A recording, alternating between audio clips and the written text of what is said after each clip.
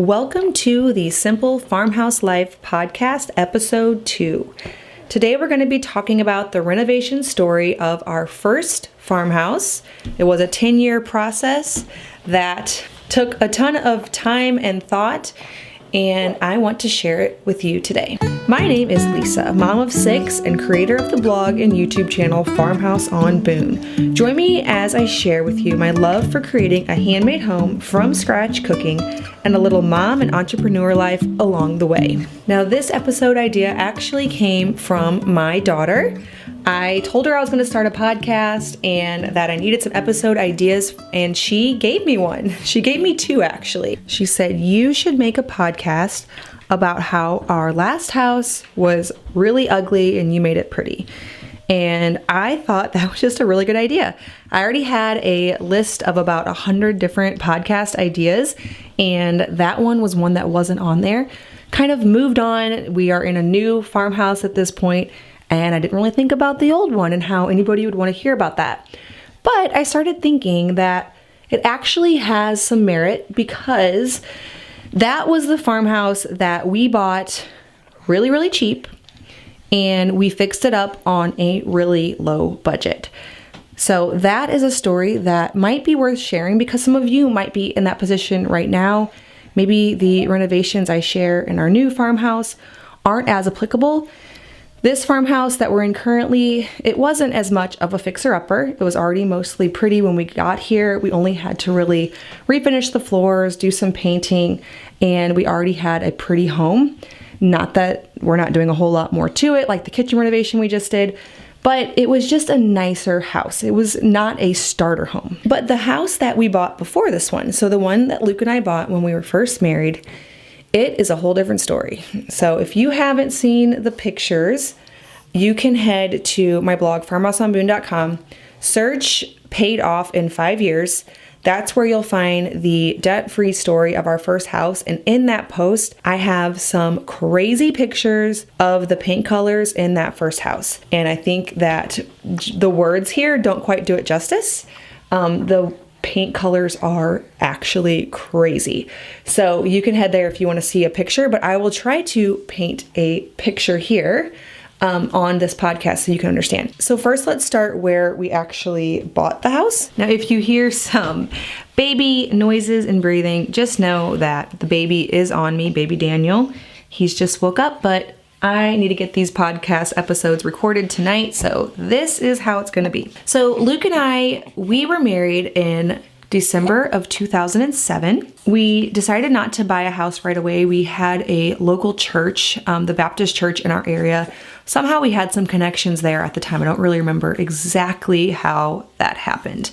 But they had a little house close to our home on Boone Street where they just didn't have anybody occupying it. And they said that we could live there for some really cheap rent. I think it was like $200 a month.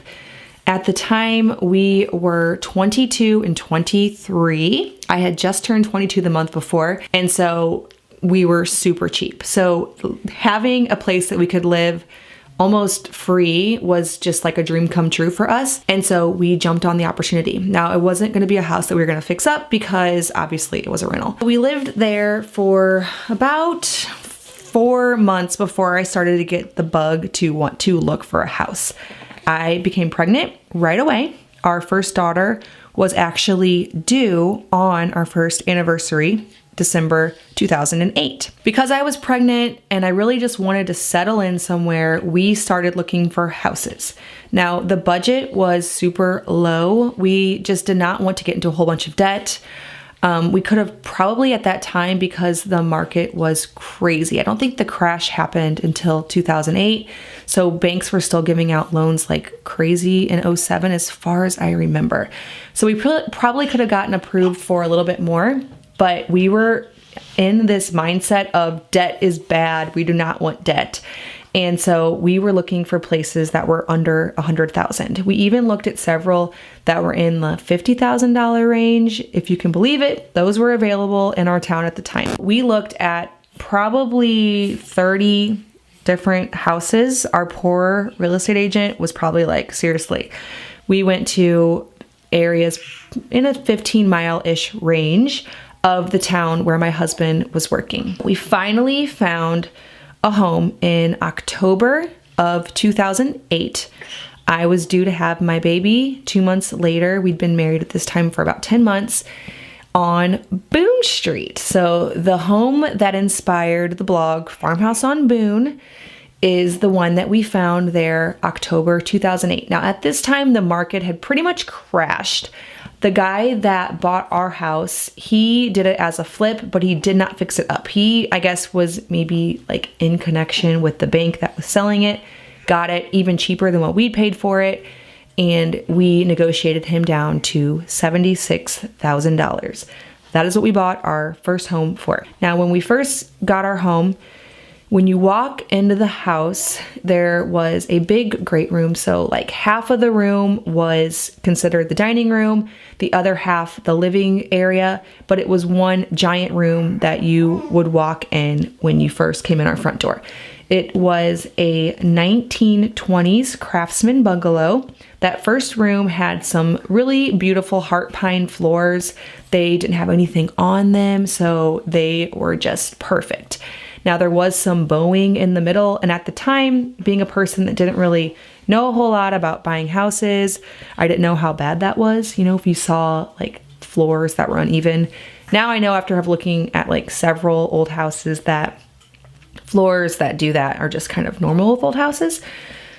So at the time, I wasn't sure, but the center area that kind of divided the two main rooms, there was like a big architectural, like almost curve in the middle. You can see pictures of this on my blog. I will leave links to some of the blog posts where I have pictures in the show notes if you're interested in seeing more about this house. Well, that center thing was painted to look like marble. So the lady that lived there before, I always just say a lady. I don't know if she was a lady or not, but something tells me she was, because this house had so many details. Somebody just was a little bit too artistic in this place. So she had painted it white, and then she came in with some like really fancy brush strokes of gray and like some shadowing so that it would look like marble. And then the living room itself had like a dark blue, I think. I cannot even remember what the living room looked like at this time. Around the bottom, then there was a border in the middle, like with a little bit of wallpaper and like some fancy little flower details, and then another color on the top. And then the really beautiful crown molding was painted in this like metallic gold. Like not a good kind of gold, but metallic. Then after you walk through the little archway into the kitchen, we saw sponge painted blue cabinets and orange sponge painted walls with a border at the top. Now the kitchen was covered with like linoleum flooring, and then off the kitchen there was the bedroom that had a color on the bottom, a color on the top, a border in between, blue carpet, still had the hot magenta-ish curtains hanging on the walls. The master bathroom had every color of the rainbow on the tile. There was purple, there was green, and she did like a different color for each tile. And then another thing that was crazy is every door was the 5-panel like craftsman 1920s style doors. They were all painted in a different color as well. So this was like a cross between a Mexican restaurant and like a fun house. Like it was beyond how I can really describe it to you over this podcast. So when we got there, we already were kind of like shocked that we had spent $76,000. So the budget didn't allow for extensive renovating. We started by taking a bucket of paint and we painted every door trim on the bottom, the baseboards and the cabinets and anything that was like that crazy color in the trim, a off-white. So we did like a, I don't remember the exact color, but it was a yellowy white. Now this was before I learned that there are different kinds of whites.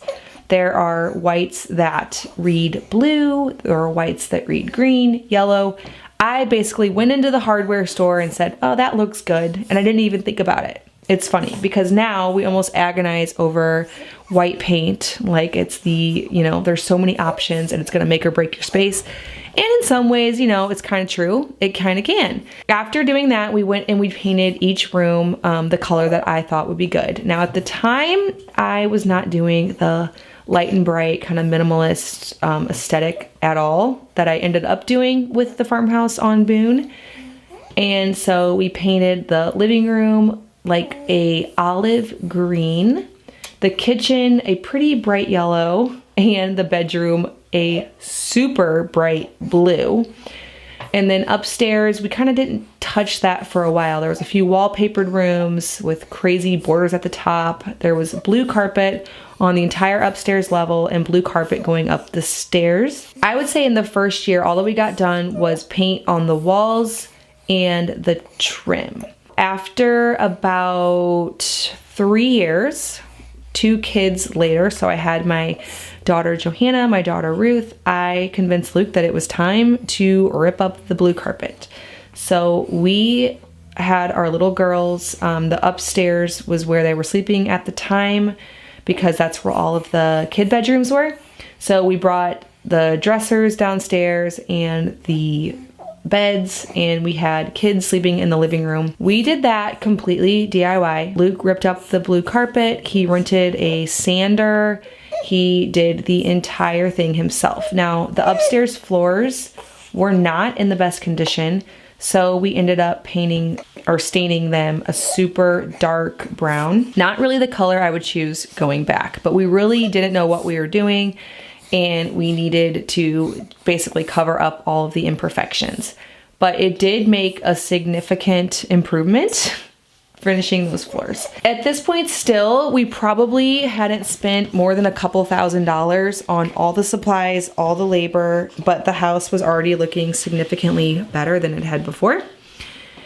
Somewhere in the next few years, there was a few more painting episodes. So I decided after I think about 5 years of agonizing over it, that I had chosen the wrong color of white for the trim and the cabinets. It was yellow, my whole house looked yellow, and I couldn't stand it anymore. So I made a goal that year of kind of like a New Year's resolution that I would paint for 1 hour a day because the project kind of had been overwhelming me for so long. I would look around our house and think, oh, I hate that I chose that yellow.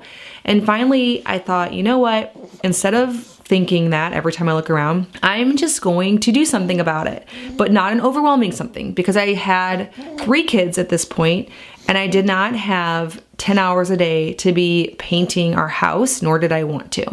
So I made a goal of painting 1 hour a day until it was done. I did all of the trim, all of the doors, all of the cabinets. Luke would help too when he could. And I think it was probably over the course of 6 months, we took everything from yellow to bright white. And that made such a significant difference. I also went in and painted that green living room gray, which I don't love gray as much in this house that we're in now. But at the time, that was more in style than it is now to kind of do everything really super minimalist. And it just made it so bright. Now I did the same in our bedroom. I went in with White Dove by Benjamin Moore and painted over that bright blue that I'd had in there and kind of just went around every area in the house, painting it either some shade of white or gray. Now this definitely made a significant difference in the whole aesthetic of the house. Everything was just light and bright.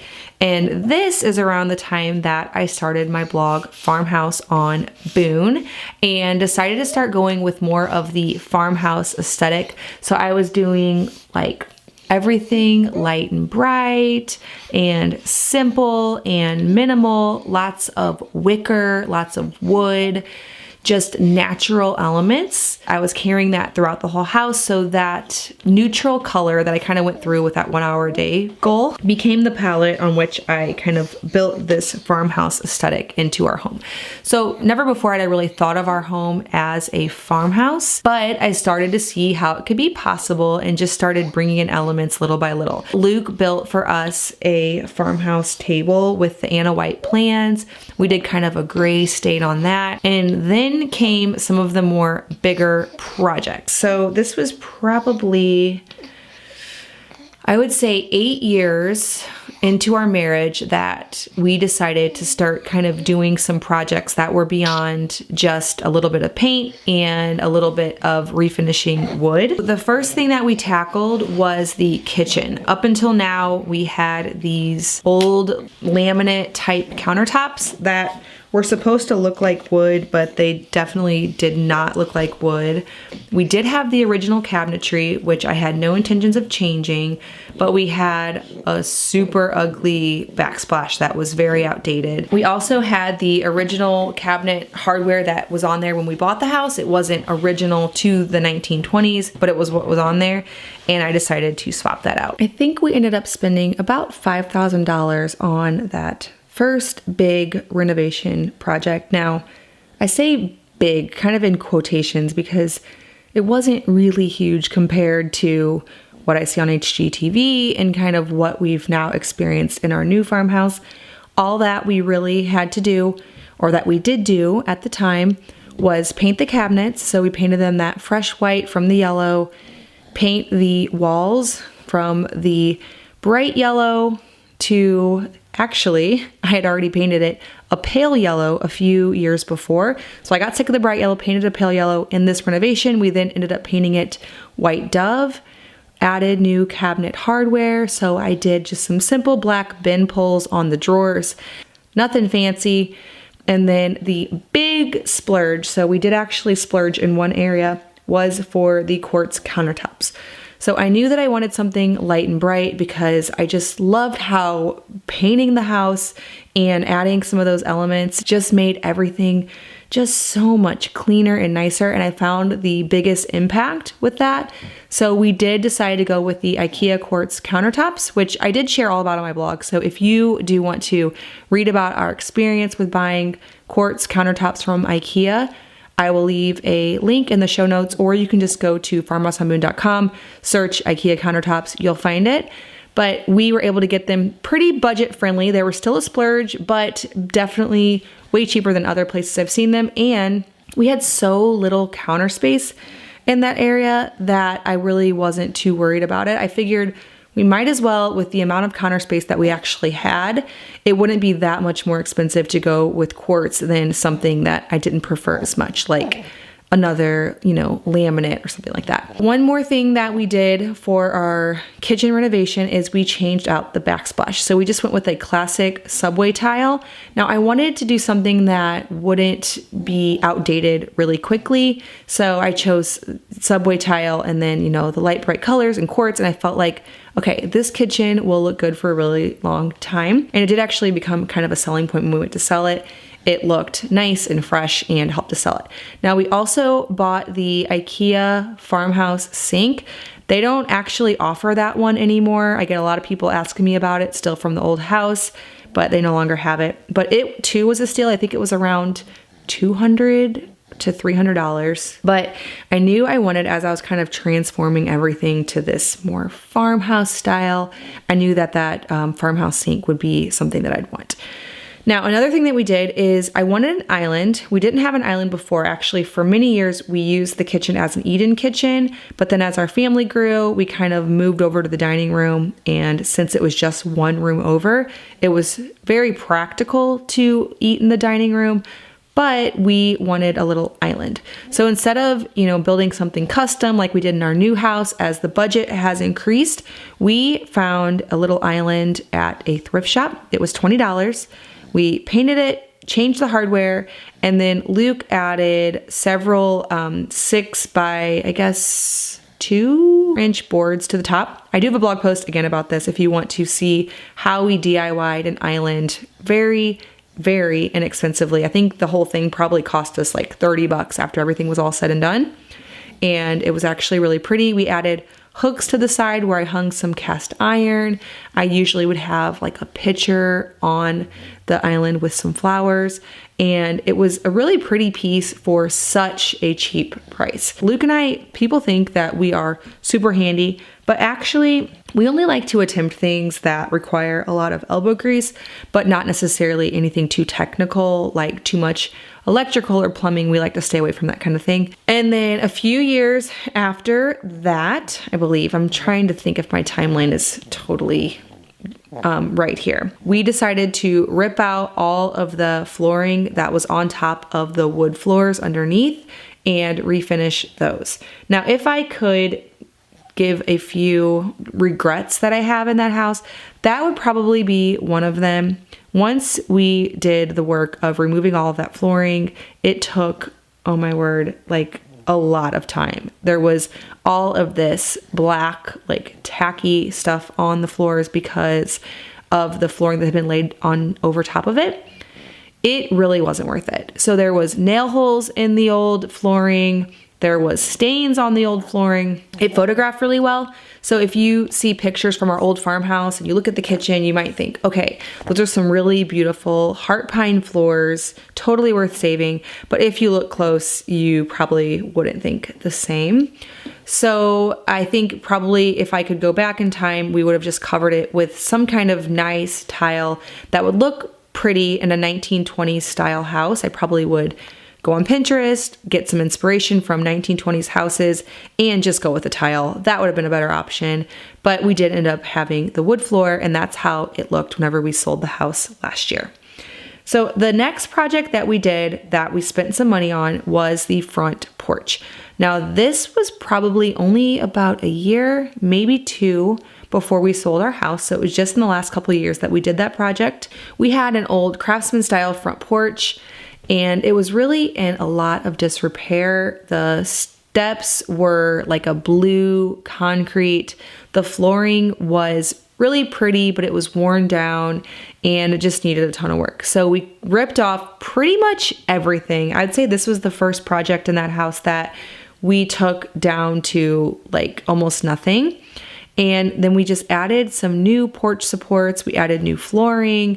We made the front of the house kind of have a more open and airy feel to it. Painted it white. We stained the floor. We added a porch swing that Luke and I built from some Anna White plans and totally transformed it. It was the number one project for probably all of the projects that we did in our farmhouse besides shiplap, which I'll get to. And it just really was a good before and after. Again, I'll leave a link to that in the show notes if you do want to see visually how this all looked. Now, I did get some backlash whenever I posted it from some old house enthusiasts, just that we took a little bit of the craftsman character out of it. And at the time, that was something that I had never actually thought about at all.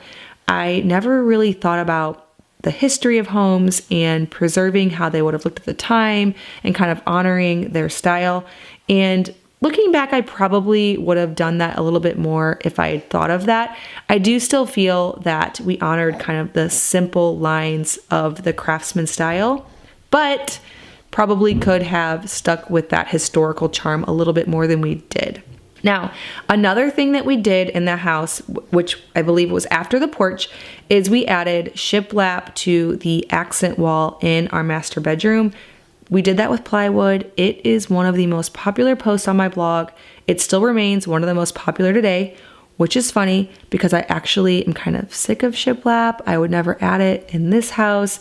I feel like it's really trendy, but it's still really popular and it's still one of the most popular posts on my blog. And it did create a nice focal wall for photos in our farmhouse.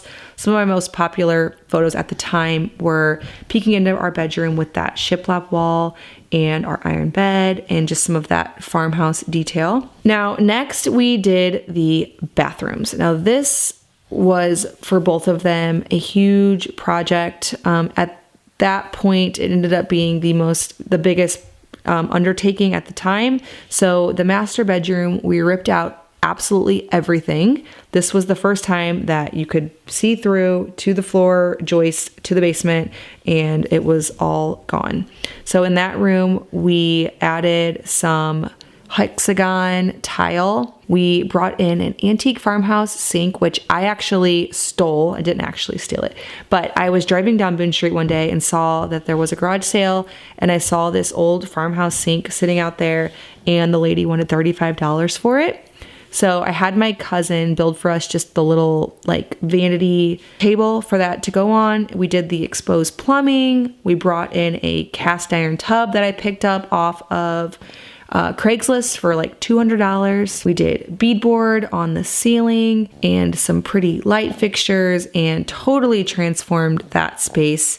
Again, photos on the blog if you want to see it, but we also have a tutorial on the blog for how we painted that cast iron tub.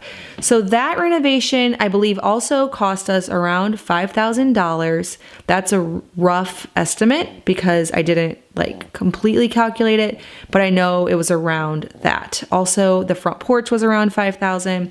So at this point, we probably had spent around 20 grand redoing all the bedrooms with new paint, all of the floors in hardwood, the front porch completely revamped, the kitchen looking pretty with the original cabinetry, the original floors, the subway tile and the quartz countertops, and then the master bathroom with the clawfoot tub and all of the original details. We also, in that renovation, I forgot to mention, we added a new window so that there was a lot of light in that space. But all in, at this point, probably around $96,000 with the original purchase price of the home. And we kind of just did it as we had the extra cash to do it. And the house was already paid off at this point, so any extra money that we spent, we waited until after it was paid off because that was the first goal. So then the last project that we did right before we sold it, and I mean right before it went on the market probably days after we finished it, was the guest bathroom. So this was after we lived in our house for a decade. The guest bathroom was still blue tile flooring, super ugly vanity. We had a shower that had the same marble paint treatment as that center part of the living room that I was telling you about. So the lady had taken some black paint and did some really fancy little brush strokes and made our like vinyl insert look like marble. So finally, before we sold the house, we ripped that out. We tiled in a new shower. We did some marble hexagon flooring. We brought in a new vanity, a new light fixture, and I did some wallpaper and beadboard on the walls, and it looked pretty. It took way longer than we expected, and it cost way more than we expected. So I think that cost us around $8,000. But still, we were able to turn a profit on that house after living there for 10 years, paying it off. And then we sold it and we put all of that money towards our new farmhouse, which I will go into the whole story of how we bought our new farmhouse with cash, probably on a different episode because this one is getting really long.